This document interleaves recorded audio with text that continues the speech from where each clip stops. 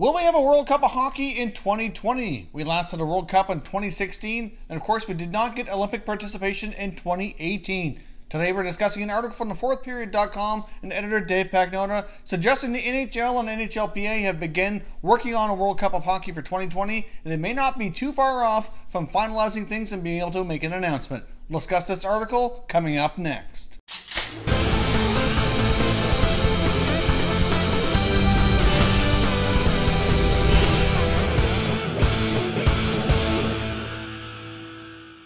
Hey everyone, and welcome back to another video here at Top Shelf Hockey. If you're new to the channel, thanks for stopping by. We review and discuss all 31 NHL teams. So if you're a huge hockey fan, consider subscribing and clicking the bell so you don't miss anything. So as I mentioned off the top, the big question here today is, are we going to have a World Cup of Hockey here in 2020? Obviously we're in 2018, approaching 2019, so we're not all that far away. We last had the World Cup in 2016, and of course, as we all know, we didn't get NHL participation in the 2018 Winter Olympics. Now, whether or not we'll get NHL participation in Olympic hockey in 2022 remains to be seen. That is definitely going to be a big bone of contention when the NHL and the PA hammers out the following CBA coming up here over the next couple of years. Now, the CBA negotiations have quietly begun here in the background here in the last few weeks. Whether or not there's going to be a World Cup of Hockey actually has a big impact on whether or not the CBA is reopened or not. Now, both the NHL and the PA both have a clause in the CBA where they can both decide to opt out and reopen negotiations in 2019 rather than let it play through to the end of the 21-2022 season.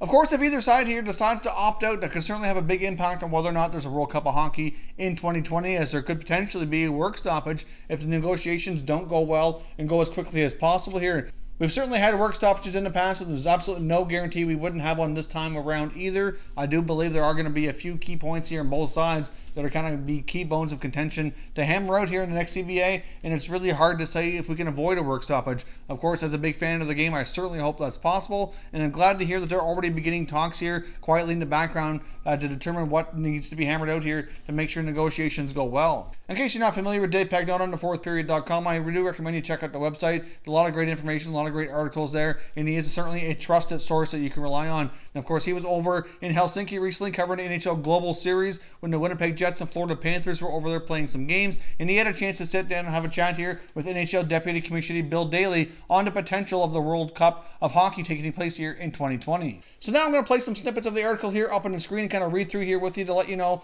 what he had to say. The article begins here. It says the NHL and PA are working together to put the finishing touches on plans for the 2020 World Cup of Hockey. While in Helsinki for the Global Series games between the Winnipeg Jets and Florida Panthers, I had the opportunity to chat with NHL Deputy Commissioner Bill Daly about the next World Cup, which we will see some changes from the 2016 tournament. First and foremost, there needs to be some kind of assurance the 2020 games actually happen. The World Cup is tied to the next CBA negotiations, which quietly got underway until we broke the news of its preliminary commencement last week. As the NHLPA's top guns meet with members throughout the first half of the season to discuss current issues and concerns surrounding the current CBA, NHLPA Executive Director met with the Jets in Helsinki last week. The NHL is presently focused on a few other items such as Seattle entering the league, the World Cup, and current ownership of its other 31 clubs. More on that later. The most significant change to the next World Cup will revolve around the host cities. Plural form there, so obviously the NHL does plan on having more than one host city by the looks of it. In 2016, Toronto was a central hub for the games with pre-tournament exhibition contests across multiple cities in North America and Europe. Daly indicated the pre-tourney games haven't been fully discussed yet, but the NHL will be moving away from one central city as host. So as the beginning part of this article indicates, the NHL and the PA are certainly close to finalizing some details here to have a World Cup of Hockey, as long as both sides here can give some assurances that there actually are going to be games in 2020 and that the NHL or the PA won't be opening the CBA negotiations early. Now, the other big thing that was noted here in the first part is last time it was primarily all taking place in Toronto, whereas this time around it looks as though they'd rather have multiple host cities, which we're going to get into here momentarily. Now, the next part of the article continues on here. The 2020 World Cup format will revert back similarly to what it was in '96 and 2004 with tournament games in various cities. I think it's safe to say that we agree the tournament's probably not going to be one location, Daly said. We are going to have some games in different locations and probably some games in Europe is what I would guess. Edmonton and Chicago are two markets expected to house at least one game, but Daly couldn't confirm that, reiterating cities haven't been finalized. We haven't talked about pre-tournament games, and part of that depends on timing a little bit, he said. I think the process I think the thought process that we're currently engaged in is that the main tournament games will be in multiple venues. So obviously the NHL and PA are really interested here in having multiple host cities, and it is speculated in this article that Edmonton and Chicago could be two of those major places, with some other games taking place in Europe. Of course, as the tournament gets ready to get underway, they usually have some pre-tournament games ahead of time as well in some neutral cities too. So hard to say, but it looks as though instead of having one hub, they would prefer to have two here to kind of get two different locations on the go. Now the article continues on here by saying, both sides seem to agree that if we do a World Cup in September 2020, we need to decide on that by around January, one separate source told the fourth period. Daly indicated the majority of planning for a 2020 World Cup would need to wrap up around the end of the calendar year, but added there were additional contingencies in place if the current CBA isn't extended.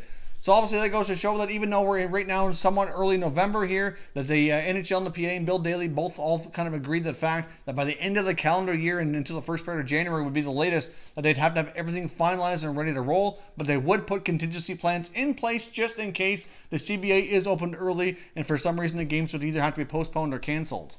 The NHL owners will have first opportunity to opt out of the current CBA on September the 1st of 2019, and if they don't decide to go down that road, then the NHLPA and the players have the option 2 weeks later on September the 15th, 2019. So those are certainly two key dates to keep your eye on. Obviously a little ways away right now, but next fall, both the NHL and the PA have that opportunity here to kind of end the current CBA and begin negotiations here on a new one. Of course, if both sides decide not to reopen negotiations, then the current CBA runs through the end of the 2021-22 NHL season.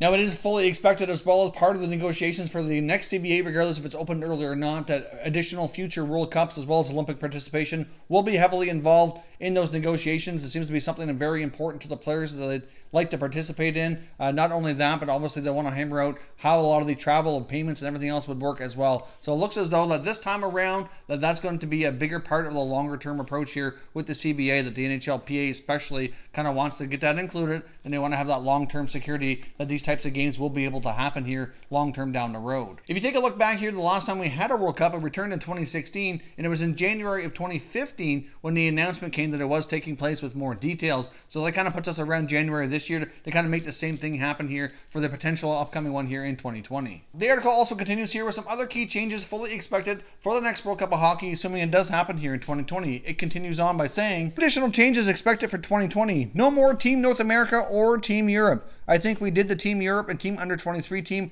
as kind of a one-off, a one-time thing, Daly said. I think our preference probably would be to have national entries, but nothing is set in stone. As popular as the teams may have been, especially Team North America, for an international tournament like this, both parties agree having countries represented is the best approach.